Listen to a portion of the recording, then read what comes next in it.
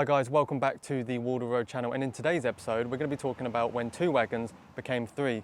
Yep, you heard that correctly. The Wardle Road wagon fleet has increased. We'll roll the intros and then I'll tell you a little bit more about it.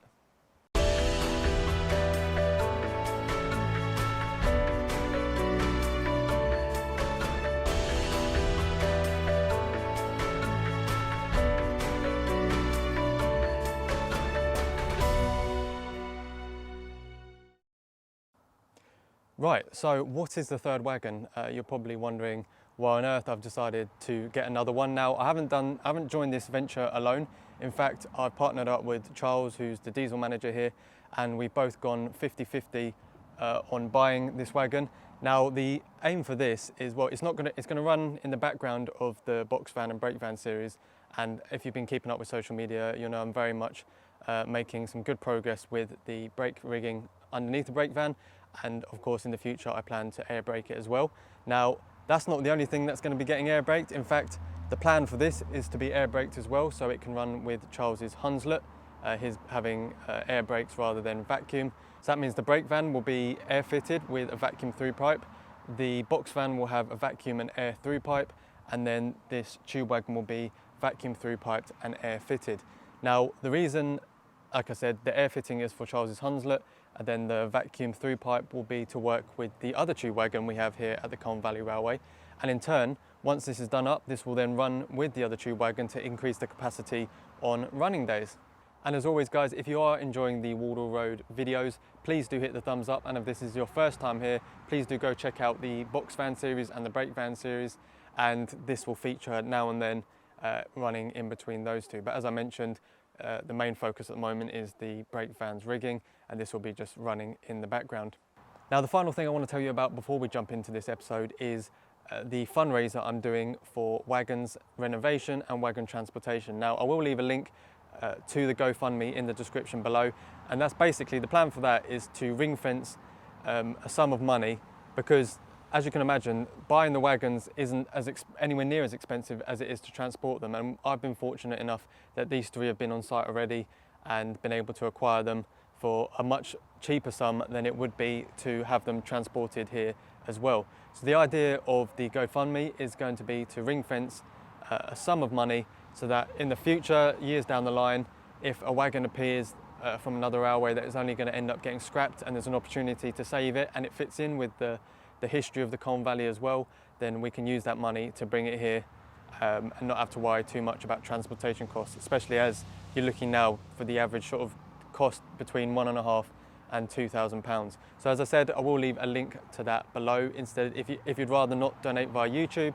you can do it via that, and they don't take as much of a cut as well. So yeah, other than that, let's have a look at this tube wagon.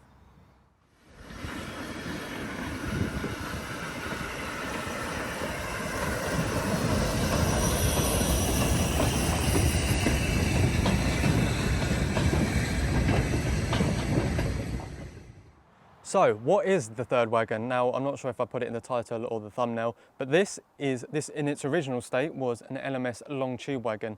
Now, as you can see, it's a little bit worse for wear at the moment.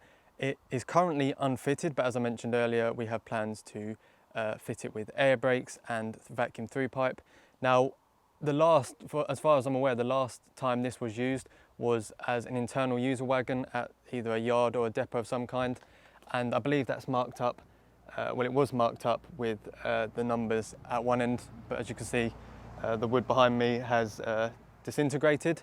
The big X that was originally on here at the far left-hand side as well meant that, as I've said, it was unbraked. The fact is unbraked means we've got a bit of a blank canvas to start with regards to fitting it with the air stuff. So we'll have a look underneath and I'll show you how we're going to do that and how it might be a little bit simpler than the brake van.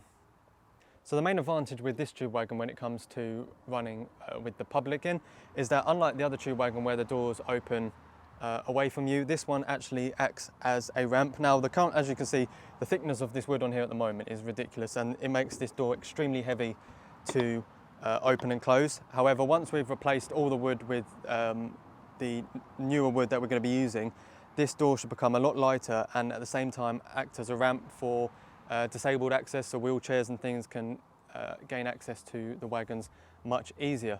This also means that we will then be doubling the capacity of what we currently have for the sunny running days where people can sit in an open wagon. And as well as that, the reason obviously my interest comes into it is being a freight wagon, it can then sit in the fleet with the brake van and the box van, and hopefully sometime in the future run all together on public running days. So the overall construction of this is mainly wood with metal corner pieces and metal straps diagonally across each section. And here you can see slightly later on a metal plate has been added, which we're assuming is some kind of data plate.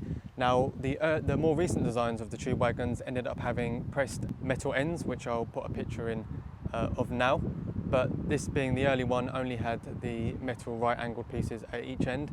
Now one of the angled pieces is a little bit bent, so we're going to have to bend that back into position, but other than that the rest of them seem in reasonably good condition. So as I mentioned, this was originally an LMS wagon. However, at some point, obviously when it's gone to the British Rail days, they've either changed the axles slightly or changed the axle boxes, or simply just changed the cover, as all of them are now marked up with the BR stamp rather than the LMS one. Now we're fortunate enough that before this was moved to where it's currently situated now, the engineering team actually serviced and oiled up the axle boxes, so that's something we're not going to have to look too far into when it comes to renovating this. All along the underneath of here as well, we have these hooks.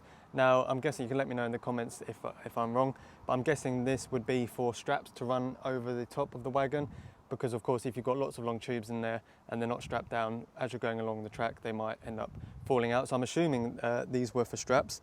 You've also got your would it be destination sheet? I can't remember what the correct term is here. But I've also got a couple of replacement ones of these, because in case any of them on this or the box fan were rusty, I was going to replace them anyway. But this looks like it just needs cleaning up and maybe just replacing the piece of wood that it's sitting on.